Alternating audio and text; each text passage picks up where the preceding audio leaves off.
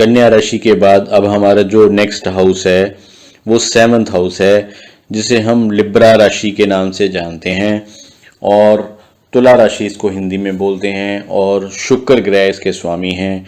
शुक्र ग्रह का सिंबल इसमें बना हुआ है, वो आपने देखा जहाँ पे वीनस लिखा हुआ है, और पिक्चर जो है उसके नीचे में जो वाइट सा एक निशान बना हुआ है ये वाला, तो आपने ये देखा ही है कि ये जो सिंबल है ये हमारा लिब्रा का सिंबल है वेस्टर्न एस्ट्रोलॉजी के हिसाब से।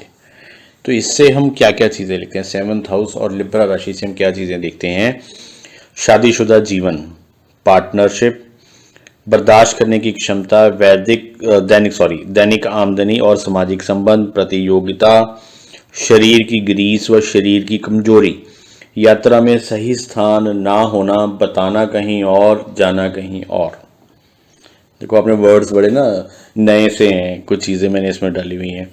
एक्चुअली ये नए वर्ड्स क्या हैं, बेसिकली ये हमारी डेली लाइफ से जुड़ी हुई चीज़ें हैं। मैंने उसको उतारने की कोशिश की है कि हम वो चीज़ें सिर्फ काउंट करें जो हमारी ज़िंदगी से जुड़ी हुई हों, हमारी डेली लाइफ से जुड़ी हों।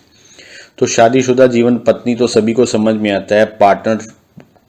पार्टनरशिप भी यहीं से हम देखते हैं, वो चाहे हमारा बिजनेस पार्टनर हो या लाइफ पार्टनर हो, दोनों चीज़ें हम यहीं से काउंट करते हैं। बर्दाश्त करने की क्षमता, देखो जो मेल होता है या फीमेल होता है, यानी कुंडली का 1st हाउस या 7th हाउस, वो ऑपोजिट एलिमेंट होते हैं हमेशा। तो वो ऑपोजिट एलिमेंट्स जो होते हैं वो तभी आपस में निपटते हैं अगर दोनों के अंदर बर्दाश्त करने की क्षमता हो, सहनशीलता होनी चाहिए, तभी 7th हाउस आपका अच्छे से चलता है। दैनिक आमदनी, हमारी जो डेली इनकम होती है, ठीक है। अगर कोई बंदा ये कहेगा मेरी डेली इनकम वीक है, अच्छी है या बुरी है, हमने एनालाइज करना है, तो हम यहीं से लेंगे। सोशल रिलेशंस, बहुत सारे बच्चे शाई होते हैं वो, या लोग होते हैं वो लोगों से मिलते ही नहीं। तो पब्लिक रिलेशनशिप है, पार्टीज़ में आना जाना, लोगों के साथ मिलना जुलना, आपके ऑफिस में या बिजनेस प्लेस पे कितनी पब्लिक आपके पास आएगी, फुटफॉल जिसे हम बोलते हैं, वो सारी चीज़ें हम यहाँ से कैलकुलेट करेंगे। कंपटीशन, प्रतियोगिता के बारे में आपको बताया है। ऑपोजिशन जो होता है वो हमारा बिजनेस कॉम्पिटिटर्स होते हैं, तो वो चीज़ें हम यहाँ से लेंगे। शरीर, कई लोग कहते हैं मेरे शरीर में बड़ी कमजोरी सी है, ढीला सा रहता है, उठने को दिल ही नहीं करता, काम करने को दिल नहीं करता, तो वीकनेस इन बॉडी जो होती है ना वो हमारी, वो भी हम यहीं से काउंट करते हैं। अब बहुत सारे लोग ऐसे हैं जो अपने लाइफ पार्टनर्स को सच बताते ही नहीं, वो कहाँ जा रहे हैं, लुधियाना होंगे, जा रहे हैं लुधियाना, बताएंगे फिरोजपुर, ठीक है। तो मतलब सच नहीं बताते अपने पार्टनर से, जबकि पार्टनर जो होता है वो हमारा ऑपोजिशन होता है। और मैंने आपको बताया उसके साथ आप जितने ज़्यादा प्योर होंगे ना, उतना ही ज़्यादा आपका हाउस अच्छा रहेगा। और खाली 7th हाउस नहीं, 1st हाउस भी अच्छा होता है उससे, क्योंकि दोनों ऑपोजिशन है। तो जितनी ज़्यादा आप ऑनेस्टी रखेंगे अपने इसमें, तो उतना ही ज़्यादा आपको हाउस जो है वो फ्रूटफुल होगा। हमेशा जब भी आप कहीं जा रहे हैं तो ज़रूर अपने लाइफ पार्टनर को, अपने फैमिली को बताएं। हाँ, सिर्फ एक आधे केस में आएगा जहाँ पर नहीं बताना चाहिए, गुप्त रखना चाहिए। जब स्कॉर्पियो राशि का कोई इंटरफेरेंस होगा लगन में या 7th हाउस में, उस केस में हम बोलेंगे कि आप गुप्त रखो थोड़ा सा।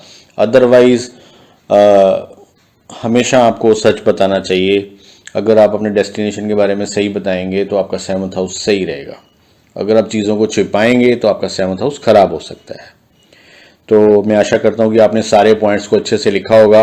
और अब हम नेक्स्ट हाउस की तरफ मूव करते हैं।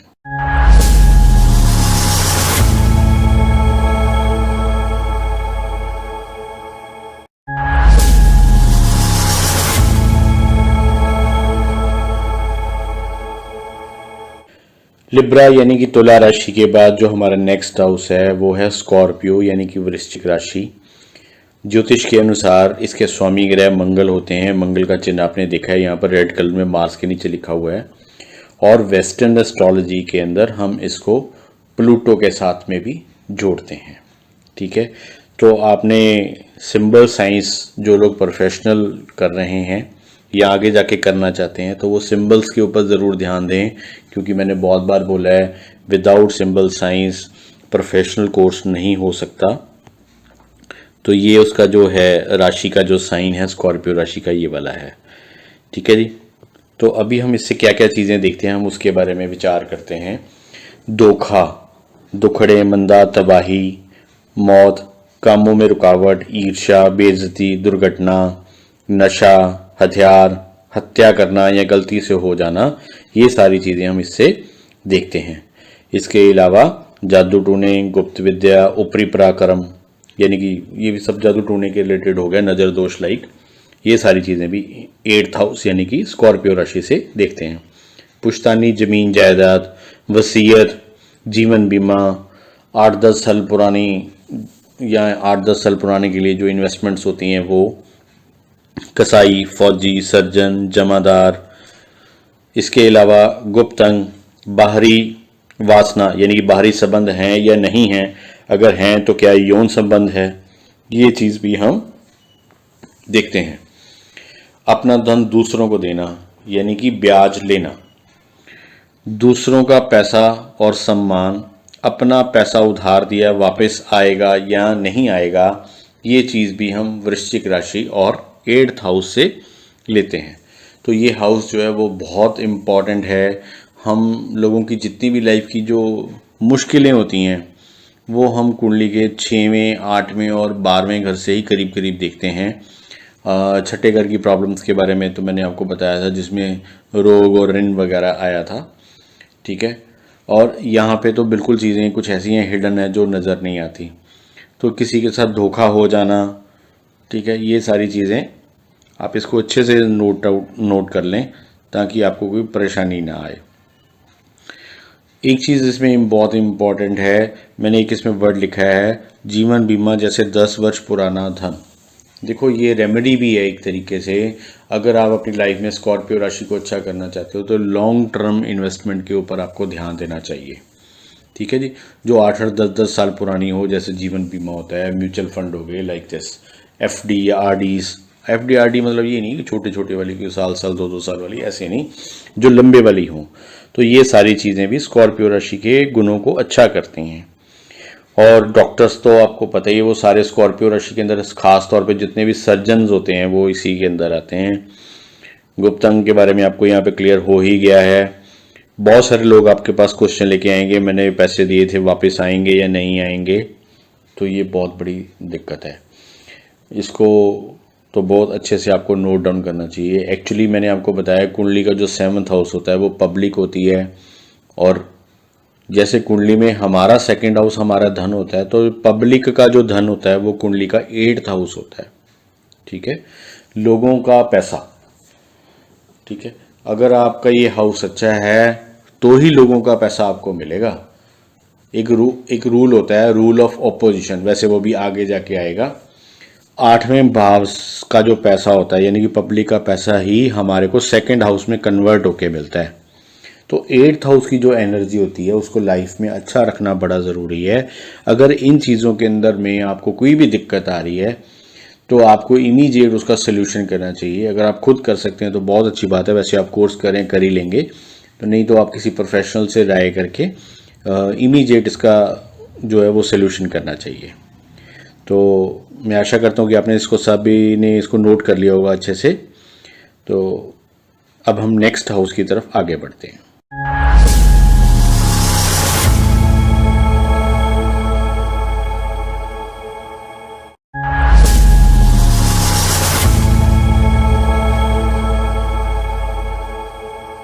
वृश्चिक राशि के बाद अब जो हमारी नेक्स्ट राशि होती है काल पुरुष कुंडली की, जिसे हम सैजिटेरियस यानी कि धनु राशि कहते हैं, और इसके स्वामी जो ग्रह हैं वो होते हैं गुरु यानी कि जुपिटर प्लैनेट। तो जो सिंबल है वो फोटो के नीचे बना भी हुआ है वाइट कलर का एरो वाला निशान वाला, ये सैजिटेरियस धनु राशि का सिंबल है। और जुपिटर ग्रह का जो वेस्टर्न एस्ट्रोलॉजी के अनुसार सिंबल होता है वो यहाँ जहाँ पे ये जुपिटर लिखा हुआ है, ये सेंटर में आपका बना हुआ है, ये वाला होता है। तो इससे हम क्या क्या चीज़ें दिखते हैं, कानून और ईमानदारी, ठीक है, ससुराल, लंबी यात्रा, विदेश, दूसरे प्रांतों के साथ संबंध, आने वाले समय की योजना, गुरु, मार्गदर्शक, ज्ञान की बातें करना, उच्च शिक्षा, धर्म, रिश्तों को समझने का कारक। देखो पॉइंट बड़े नॉर्मल से हैं लेकिन बड़ी गहराई वाले पॉइंट हैं। अगर आप अपनी लाइफ में डिसिप्लिन्ड नहीं हैं, कानून का पालन नहीं करते हैं, if you are not honest in your life, तो सैजिटेरियस आपका खराब हो जाएगा। तो आप इस पिक्चर को ध्यान से देखो। ये पिक्चर में क्या कर रहा है, एक घोड़े वाला के सिर वाला आदमी है और उसने अपने हाथ में एक धनुष बाण पकड़ा हुआ है, ठीक है। तो वो निशाना लगा रहा है। If you are not focused in your life, घोड़े का काम क्या होता है, भागना। भागते हुए अपने आप को फोकस, यानी कि स्पीड भी आपकी बहुत ज़्यादा है और आपको फोकस्ड भी बहुत होना है। अगर आप फोकस्ड नहीं हो तो सैजिटेरियस धनु राशि वाले लोग कामयाब नहीं हो पाते। धनु राशि वाले लोग लंबी यात्राएं करती हैं। कई लोग तो ये धार्मिक यात्राएं करना, कोई वृंदावन जा रहा है, कोई वैष्णो देवी जा रहा है, कोई हर महीने चिंतपूर्णी जा रहा है, कोई संक्रांत और पुण्य पे मत्स्या नहाने जा रहा है, कोई गोल्डन टेम्पल जा रहा है। लाइक दिस लंबी लंबी यात्राएं, धार्मिक यात्राएं ये लोग करते रहते हैं। विदेशों में आना जाना इनका हो सकता है, या दूर की जो, यहाँ विदेश से मतलब एक बात मैं आपको क्लियर करना चाहूँगा, मोस्टली आज की डेट में फॉरेन जाने का बड़ा क्रेज़ है। तो इंग्लैंड जाएगा, ऑस्ट्रेलिया जाएगा, कनाडा जाएगा, ये सारी चीज़ें भी हम 9th हाउस से लेते हैं। बेसिकली 9th हाउस का पर्पज़ यहाँ पे क्या है, जहाँ पर आपकी जलवायु चेंज हो जाए, आपका लिविंग इन्वायरमेंट चेंज हो जाए, फूड्स की क्वालिटीज़ चेंज हो जाएं, ये सारी चीज़ें 9th हाउस के अंदर आती हैं। वो ज़रूरी नहीं है आप पंजाब में अगर रहते हैं तो अगर आप बॉम्बे शिफ्ट कर गए हैं तो वो भी 9 नंबर में ही गिना जाता है। इवन अगर मैं ये बोलूँ, कुछ जब आप स्टेट पार करके, अपनी स्टेट को पार करके नेक्स्ट स्टेट की तरफ एंटर करते हो, तो वो सारी चीज़ें भी हम सैजिटेरियस यानी कि धनु राशि के अंदर ही काउंट करते हैं। तो गुरु और मार्गदर्शक वाला रोल ये बहुत अच्छे से प्ले करते हैं, क्योंकि गाइडेंस का जो काम है एज ए टीचर जो गाइडेंस वाला काम होता है, उसमें ये लोग बड़े परफेक्ट होते हैं। अगर आपने कोई भी इनसे सलाह लेनी हो तो ये सबसे अच्छी सलाह यही लोग देते हैं अपनी लाइफ में, सबसे अच्छी सलाह। लेकिन बस ये इनमें एक कमज़ोरी होती है, बातें बहुत लंबी लंबी करते हैं। इनकी बातों से ना लोग अक्सर बोर जल्दी रहते हैं, कहते हैं भाषण बड़े बड़े देता है, लाइक दिस, ठीक है। क्योंकि ये जो गाइडेंस दे रहे हैं ना, बड़े प्योरिटी के साथ देते हैं, तो इनकी बात ना थोड़ी सी लंबी हो जाती है। रिश्तों को समझने का कारक, देखो हमारी लाइफ में दादा है, नाना है, चाची है, बुआ है, मामा है, सभी के विचार एक जैसे तो नहीं हो सकते ना। तो उन सभी की जो बुराई हैं उसको इग्नोर करके उनके जो पॉजिटिव एस्पेक्ट्स हैं उनको अपना के लाइफ में रिश्तों में आगे बढ़ा जाता है। तो ये बहुत ज़रूरी है। अगर आप अपने रिश्तों के प्रति अवेयर नहीं हो तो आपकी कुंडली का 9th हाउस यानी कि सैजिटेरियस राशि खराब हो सकती है, ठीक है जी। तो आशा करता हूँ कि आपने इसको अच्छे से नोट किया होगा। हम नेक्स्ट हाउस की तरफ अब आगे बढ़ते हैं।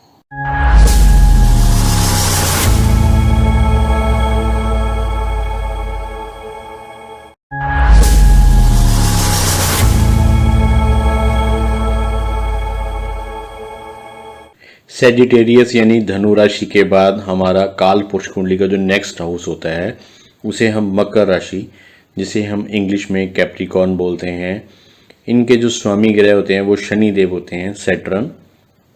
तो इनसे इस हाउस से हम क्या क्या चीज़ें देखते हैं, प्रसिद्धि और नाम, हैसियत और सामाजिक स्थिति, रोजगार और व्यापार, पिता, कर्म, स्मरण शक्ति, सहनशीलता और प्रतिबद्धता मतलब डेडिकेटेड।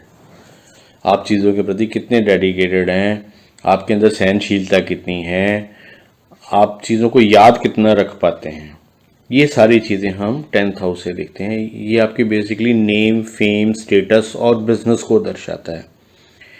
आपका स्टेटस कैसा होगा बिजनेस का, ये सारी चीज़ें भी इसी हाउस से हमारे को मिलती हैं। आप क्या रोज़गार करेंगे, ठीक है, आप जॉब करेंगे, आप बिजनेस करेंगे, ये सारी चीज़ें, और बिजनेस का टाइप कैसा होगा, ये सारी चीज़ें हमारे को 10th हाउस से पता चलती हैं। तो जिस प्रकार हमारा 4th हाउस माता होता है, इसी प्रकार से 4th हाउस का जो ऑपोजिशन है 10th हाउस, वो हमारा पिता होता है, अगर हम रिश्तों में एनालाइज करेंगे तो, ठीक है। तो रिश्तों में कैसे एनालाइज करना है वो धीरे धीरे वैसे आपको पता चल ही जाएगा, साथ साथ वैसे पता चल ही रहा होगा, क्योंकि अभी जब हमने 3 नंबर राशि मिथुन राशि के बारे में बोला तो हमने भाई बहन बोला, जब हमने 7 नंबर राशि तुला राशि के बारे में बात की तो हमने पत्नी के बारे में बात की, पार्टनर के बारे में बात की। 5 नंबर हाउस जब आया था तब हमने बच्चों के बारे में बात की। इसी तरीके से कुंडली का जो हर हाउस होता है वो किसी न किसी हमारे रिश्ते को रिप्रेजेंट करता है। तो ओवरऑल हमारी लाइफ का जो कर्मास है, हम क्या कर्म करेंगे अपनी लाइफ में जिससे हमें रोजी रोटी मिले, या जो फैमिली में लेडीज़ हैं वो अपना किस प्रकार का उनका कर्म होगा, ये सारी चीज़ें जो है हम शनि महाराज के आशीर्वाद से प्राप्त करते हैं और 10th हाउस यानी कि मकर राशि के साथ देखते हैं। तो शनि देव की एक दूसरी राशि और होती है, अब हम उसकी तरफ मूव कर रहे हैं, जिसे हम कुंडली का 11वां घर इक्वेरियस यानी कि कुंभ राशि को भी कहते हैं। इनके स्वामी भी शनि देव है। ये दोनों राशियां साथ साथ ही होती हैं। यहाँ से हम देखते हैं इच्छाएं, आशाएं और उनकी पूर्ति। हमारी लाइफ की जितनी भी विशेष होती हैं ना, वो सारी हम यहाँ से देखते हैं। हमारी होप, ठीक है। तो आशावादी होना जीवन का सबसे बड़ा गुण है। अगर आप आशावादी हैं और हार्ड वर्कर हैं, मेहनती हैं, तो शनि भगवान की कृपा आपके ऊपर ज़रूर होती है। आपको आपके कर्म का फल ज़रूर मिलता है। तो 11वां हाउस जो होता है इक्वेरियस कुंभ राशि से, उससे हम देखते हैं मित्र मंडली। आपने सोशल ऑर्गेनाइजेशंस को ज्वाइन किया होता है, किसी ने सालासर धाम की मंडली को ज्वाइन किया है, किसी ने बाबा बर्फानी सेवा मंडल को ज्वाइन किया है, किसी ने किसी और संस्था को ज्वाइन किया हुआ है। या हम ये कह सकते हैं ग्रुप एसोसिएशंस। ग्रुप एसोसिएशन का मतलब कि लार्ज ग्रुप। 10th हाउस जो हमारा होता है वो बिजनेस होता है, तो 11वां हाउस लार्ज ग्रुप एसोसिएशंस होते हैं। जैसे कोई फार्मा कंपनी हो गई, रिलायंस हो गया, जिसमें बहुत सारे लोग मिलकर एक साथ काम करते हैं, वो सारी चीज़ें इक्वेरियस के अंदर काउंट होती हैं। तो उच्च शिक्षा, ये रिसर्च के लेवल के जितने भी काम होते हैं, जैसे आपने कोई PhD कर लिया या इससे भी कुछ और आप ऊपर कर रहे हैं, जो रिसर्च लेवल के साइंटिस्ट लोग होते हैं और उच्च शिक्षा से जुड़े होते हैं, ये सारी चीज़ें भी हम इक्वेरियस से काउंट करते हैं। कई लोगों को अपने घर में ना एंटीक वस्तुएं रखने का बड़ा शौक होता है। वो पिक्चर्स के रूप में भी हो सकती है, कोई वुडन का कोई पीस भी हो सकता है, आपके घर का इंटीरियर कुछ यूनिक हो सकता है। आप लेटेस्ट मोबाइल आया है, लाइक एप्पल का आज टॉप का वर्जन आया, आपने उसको अपने पास बाय करके रख लिया, ये सारी चीज़ें एंटीक में आती हैं। तो इक्वेरियस राशि से हम इसको भी काउंट करते हैं। ये बेसिकली जो राशि है ये विश्वास और आज़ादी को दर्शाती है, लिबर्टी इन लाइफ। ये लोग किसी के गुलाम होकर नहीं रह सकते, पुराने रीति रिवाजों को ये लोग अडॉप्ट नहीं करते, बिल्कुल न्यू, मतलब पूरे एक ब्रांडेड और फैशनेबल लोग, ठीक है। तो ये सारी चीज़ें, और इनका जो कॉन्फिडेंस होता है ना वो बहुत अच्छा होता है, बहुत अच्छा कॉन्फिडेंस होता है, और ये अपने उसी कॉन्फिडेंस के बेस पे बड़ी बड़ी रिसर्चेस कर देते हैं। आज अगर हम टेक्नोलॉजी के बारे में बात करें, रोबोटिक टेक्नोलॉजी हो गया है, तो वो सारा ही कुंभ राशि यानी कि इक्वेरियस राशि का ही है। टेक्नोलॉजी भी सारी जो है लेटेस्ट, वो हम इसी से लेते हैं। प्राप्तियां और लाभ, गेन एंड प्रॉफिट। देखो 10th हाउस में हमारा कर्म था, और ये हमारे कर्म का जो लाभ है, प्रॉफिट है, वो हमारा भी इसी हाउस से काउंट होता है। तो आई होप सो आपने इसको अच्छे से नोट किया होगा। अब हम नेक्स्ट हाउस की तरफ मूव करते हैं।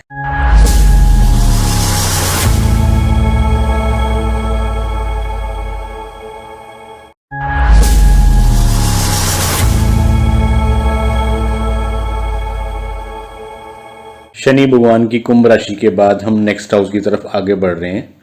कुंडली का 12वां घर, जिसे हम मीन राशि यानी कि पाइसेस कहते हैं, इसके जो स्वामी ग्रह होते हैं वो है जुपिटर यानी कि गुरु, और वेस्टर्न एस्ट्रोलॉजी के हिसाब से हम इसे नेपच्यून के साथ में भी जोड़ते हैं।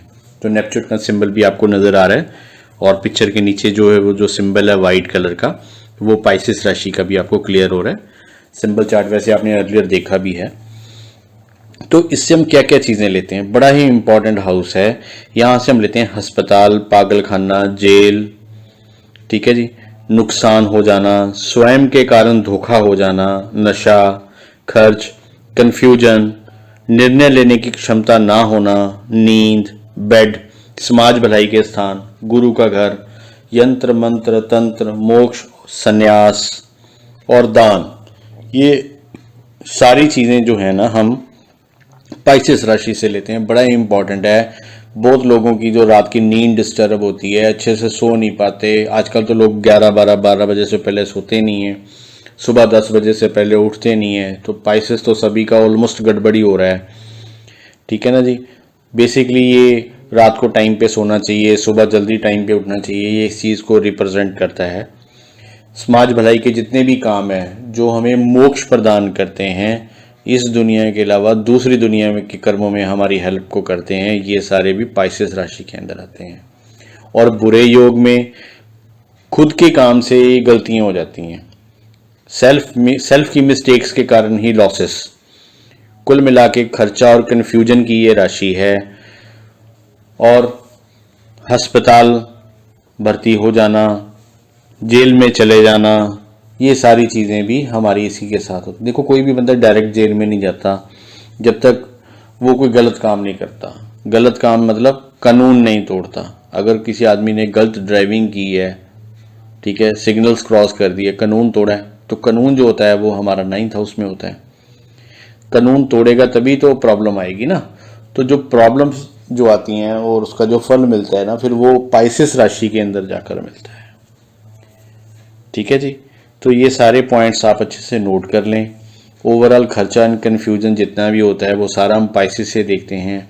हाँ, एक चीज़ और, 9th हाउस होता है लॉन्ग ट्रैवल, विदेश जाना, और पाइसेस होता है विदेश के अंदर सेटलमेंट। अगर आपके पास कोई केस आता है कि भी हमारी पीआर कब होगी, तो आपको पाइसेस देखना है, ठीक है। और अगर आपको ये आता है कि मुझे विदेश कब जाऊंगा, ठीक है, तो वो आपको 9th हाउस में सजिटेरियस वाली चीज़ों को देखना है।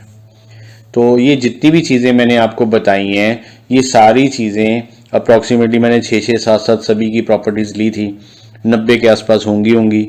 तो मेरे को लगता है कि मैंने अपने लाइफ के जितने भी क्वेश्चंस होते हैं एक ह्यूमन के ना, वो मैंने इसमें सारे कवर करने की कोशिश की है। आपको ये सारे क्वेश्चंस को अच्छे से याद करना है, इसको मन में बिठा लेना है। आप ये रट्टा भी लगा सकते हो, क्योंकि आगे जाके इन्हीं वर्ड्स की सहायता से संपूर्ण ज्योतिष का जो है वो बेस बनेगा। क्योंकि अगर हमारे को हमारी लाइफ के क्वेश्चंस ही नहीं पता, तो हम उसका सोल्यूशन कैसे ढूंढेंगे। प्लैनेट अगर आगे हम जाके प्लैनेट के बारे में बात करेंगे ना, तो प्लैनेट ने सिर्फ रिजल्ट देना है हमारे अच्छे और बुरे कर्म का। और कर्म क्या है, ये जो प्रॉपर्टीज अभी हमने डिस्कस की हैं, ठीक है। तो कर्म को अच्छा करना है। अगर हम ये देखें, अगर मैं आपको एक दूसरी बात भी बताऊं, तो हमारे कहते हैं ना पास्ट लाइफ के कर्मास हमारे सामने आते हैं। ये वही पास्ट लाइफ के कर्मास हैं जो कि एक राशि के रूप में बर्थ के टाइम पे हमारे जॉडियक जो हैं वो हमारे हाउसेस में आके बैठ गए, ठीक है। जिस हाउस के अंदर जो जॉडियक बैठा हुआ है वो हमारे पास्ट कर्मा के अनुसार ही बैठा हुआ है। और हमें आज उस पास्ट कर्मा को ध्यान में रखते हुए आज अच्छा कर्म करना है, ताकि हम आगे इस जन्म मरण के सर्कल से छूट जाएं। चलो आप जन्म मरण के सर्कल की तरफ नहीं ध्यान देना चाहते, तो ये हो कि भी जो हमने एक्टिविटीज और कर्म करे हैं उसमें हमारे को फ्रूट मिले, ठीक है जी। तो आप इसको अच्छे से नोट डाउन करें, याद करें, क्योंकि सारा बेस इन 12 राशियों की इन ये 6-6, 7-7 प्रॉपर्टीज के ऊपर है।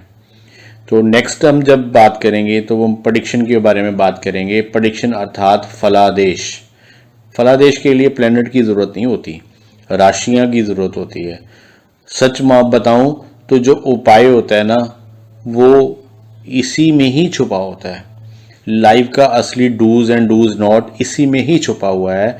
जितनी आप इस चीज के ऊपर पकड़ करेंगे, इसको याद करेंगे, उतना ही आपको ज्योतिष आसानी से आ जाएगा।